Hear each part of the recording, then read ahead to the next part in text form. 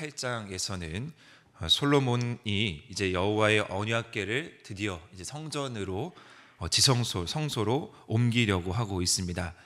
이 모든 이 과정을 살펴보면 당연히 이 솔로몬 왕의 정성과 헌신이 그 가운데 있고요. 또 더 중요한 것은 무엇보다 솔로몬이 이제 율법에 따라서 말씀에 따라서 철저하게 이 언약궤를 옮기는 것을 진행하고 있다라는 것을 살펴볼 수 있습니다. 어쩌면 지금까지의 이 아름다운 성전 건축의 모든 과정은 이 언약궤를 모시기 위한 과정이었다라고 볼 수도 있습니다. 왜냐하면요, 이 언약궤는 분명히 하나님의 임재를 상징하는 것이기 때문에 성전에 있어서 가장 본질적인 요소이기 때문이죠. 솔로몬은 이제 언약궤를 옮기려고 이스라엘 장로들, 또한 족장들, 제사장, 그리고 레위인 모든 이스라엘 회중들을 한 자리에 불러 모읍니다. 언약궤가 성전에 들어오는 것이 어떤 이제 한 행사가 되는 것이 아니라 이스라엘 백성들이 모두 참여함으로써 한 마음으로 그 언약궤를 바라보도록 할 수 있도록 한 것입니다. 현재 언약궤를 둔 이 시온이라는 곳은 솔로몬이 지은 성전과 그 거리가 얼마 되지 않습니다. 약 1km도 되지 않는 그 거리 안에 있는데, 그렇기 때문에 사실 이 언약궤를 옮긴다라는 것은 그리 많은 시간과 또 인력이 필요한 일은 아닙니다. 그러나 솔로몬은 이 언약궤를 옮기는 것을 그냥 간단한 일로 끝내지 않습니다. 아주 철저하게 누구보다 체계적으로 이 일을 진행하고 있습니다. 왜냐하면요, 무엇보다 이 솔로몬이 언약궤를 옮기는 데 있어서 순간 떠오르는 기억이 있었겠죠. 아버지 다윗이 언약궤를 예루살렘으로 옮길 때의 일입니다. 특별히 우사에게 일어난 사고에 대해서도 잘 알고 있었을 것입니다. 아버지 다윗은 나름대로 언약궤에 대한 경의의 표시로 이 언약궤를 어떻게 옮겼습니까? 새 수레에 실어서 옮겨 예루살렘으로 옮겼습니다. 그러나 그 다윗이 간과한 부분이 있었습니다.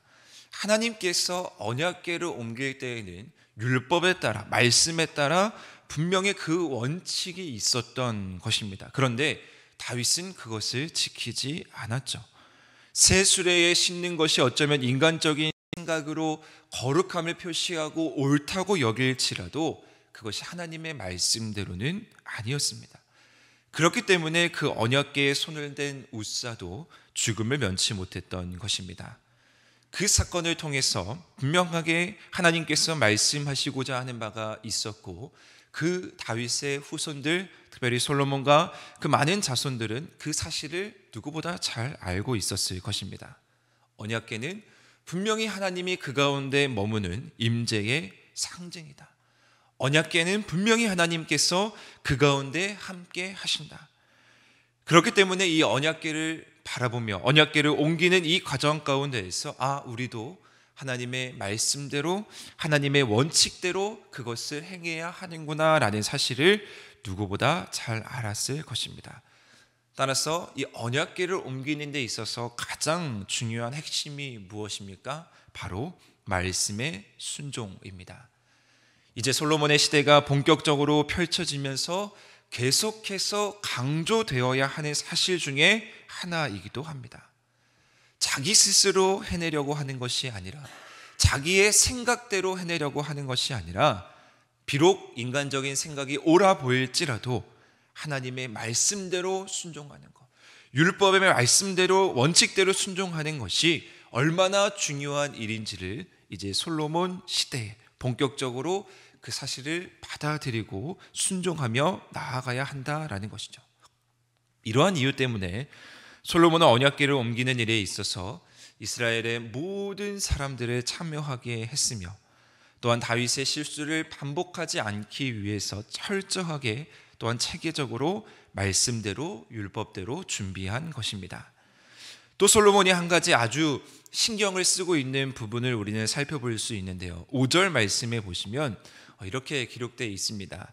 솔로몬과 이스라엘 회중들이 그 언약궤를 옮기는 과정, 언약궤를 옮기는 그 과정 앞에서 기록할 수도 없을 만큼 많은 양과 소를 제사를 드렸다라고 기록되고 있습니다. 얼마나 많이 그 제물을 드렸으면 그 수가 많아 기록할 수 없다라고 했겠습니까? 앞서 솔로몬이요 1,000마리의 짐승을 번제로 드렸던 기록이 분명하게 이 열왕기 상에 나타나고 있습니다. 1,000마리도 정확하게 1,000마리였다라고 기록되어 있는데 셀 수도 없을 정도로 많이 들었다라고 하니 우리는 이 수가 얼마나 많은지 추측할 수도 없을 만큼의 많은 제물들이 드려졌을 것이다라고 생각해 볼 수 있습니다. 앞선 3장에서 왕위에 오른 솔로몬이 기브온에서 1,000마리의 번제를 드리죠. 1,000마리의 짐승을 하나님께 번제로 드린 것입니다. 그리고 그 기브온의 밤에 어떤 일이 일어났습니까? 밤에 솔로몬이 하나님의 꿈에 나타나셔서 하나님께 지혜를 구하고, 근데 지혜를 구했더니 부귀영화까지 주는 그런 놀라운 축복을 그 밤에 받게 됩니다. 솔로몬은 1,000마리의 번제를 드리고 그 밤에 하나님께 나타나셨던 그 놀라운 꿈, 그리고 축복받았던 그 아름다운 순간을 결코 잊지 않았습니다. 아니, 평생에 잊을 수 없는 사건을 그 시간 경험한 것입니다. 그래서 이번에도 매 순간 그랬겠지만 이번에 언약궤를 옮기는 이 절정의 순간에도 솔로몬은 그 수가 기록되지 않을 만큼 많은 양의 제물을 하나님께 드리며 감사하고 하나님의 은혜를 기억하고 하나님께 전심을 다해서 나아갔던 것입니다. 셀 수 없이 많다라는 것은 사실은 몇 마리였냐라는 것이 중요한 것이 아닙니다. 이 표현은 솔로몬이 자신이 할 수 있는 최선, 아니 그 이상을 다해서 하나님께 드렸다라는 의미가 담겨 있습니다. 우리가 하나님께로 나아가는 자세도 이와 같아야 함을 오늘 이 솔로몬의 모습을 통해서 살필 수 있습니다.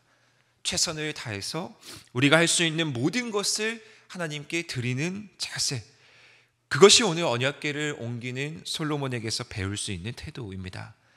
특별히 우리가 예배의 자리를 지킨다는 것, 우리가 날마다 하나님 앞에 나아온다는 것은 최선, 그 이상의 최선으로 나아가도 부족하지 않다라는 것을 깨닫게 되는 것이죠. 그리고 지성소에 이제 언약궤가 드디어 이제 놓이게 되는데요. 이때 열왕기 저자는 그 언약궤를 옮겼던 그 막대 채를 주목해서 설명하고 있습니다. 언약궤가 성전의 소인 지성소, 이제 그룹들의 날개 아래 자리를 잡게 되는데요. 그 그룹들이 그 궤 이제 처소 위에서 날개를 펴면서 그 언약궤를 덮고 그 언약궤에 옮길 수 있는 막대기 채를 이렇게 덮게 됩니다. 그런데 8절의 기록에 보면요, 그 채가 너무나 길므로 이 그룹들의 날개가 그 채를 다 덮지 못한다라고 기록하고 있습니다. 그래서 그 채를 성소에서 바라볼 수 있다라고 기록되어 있고 그것이 오늘까지 그곳에 있더라라고 말씀합니다. 제사장들이 언약궤를 메었던 그 채가 보였고 오늘까지 그곳에 있었다라는 이 기록을 통해서 우리가 무엇을 알 수 있겠습니까?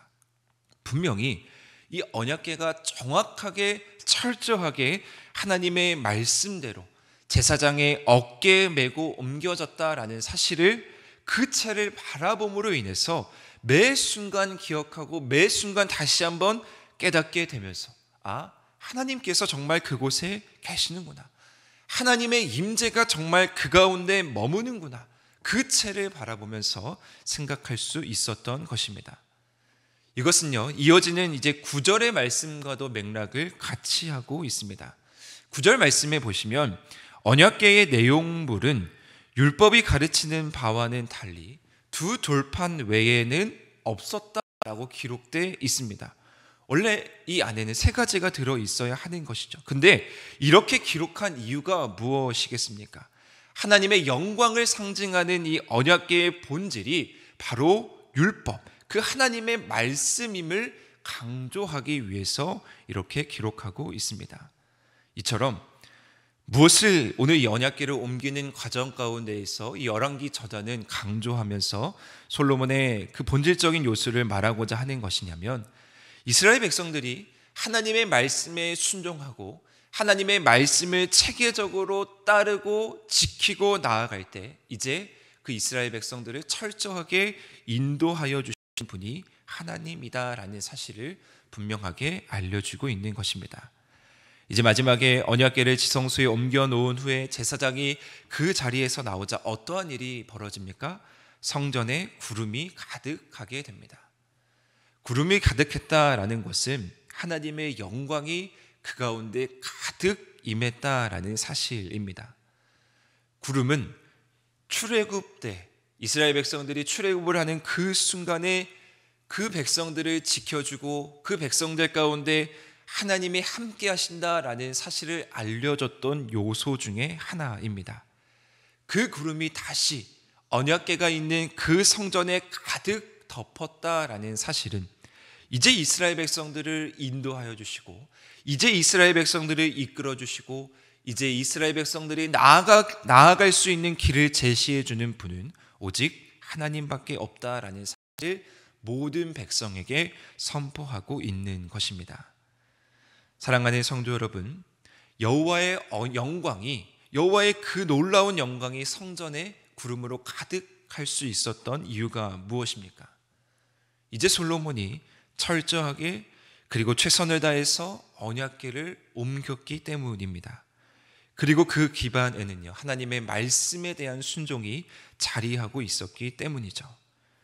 우리는 늘 여호와의 영광이 가득한 삶을 우리도 동일하게 살아가야 합니다. 그렇다면 오늘 이 말씀을 묵상하며 우리는 우리에게도 어떤 빈틈이 있어서는 안 되는 것이죠. 언약궤를 옮기는 그 순간에 솔로몬이 다했던 그 말씀의 순종, 체계적이고 철저한 그 말씀에 따라서 행했던 그 모습이 우리 가운데도 있어야 합니다. 우리가 말씀대로, 우리가 하나님의 음성대로, 하나님께서 지시하는 대로 순종하며 나아가는 것, 최선을 다해서 하나님께 나아가는 것, 우리가 할 수 있는 그 이상으로 주님 앞에 나아가는 모습, 어쩌면 그러한 모습들이 하나님께서 우리에게 영광으로 또 하나님께서 우리에게 축복을 부어주시는 그 원리임을 우리는 이 말씀을 통해서 다시 한번 깨닫고 오늘도 우리가 살아가실 때, 오늘도 우리가 세상 가운데 나아가실 때 이 말씀을 붙들고 철저하게 주님의 음성에 순종하며 나아갈 수 있는 우리 모든 성도님들 되시기를 주님의 이름으로 간절히 축원드립니다.